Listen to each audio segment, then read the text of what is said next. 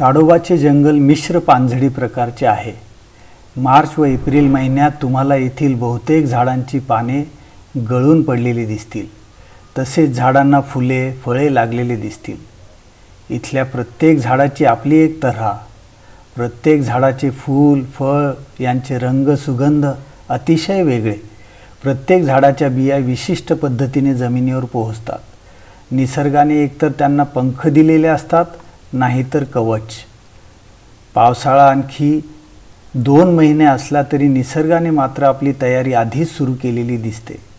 फुले, मग फळे, त्यातून बी, मग त्या बियांचे नैसर्गिक डिस्पर्सल, सर्व काही पूर्वनियोजित।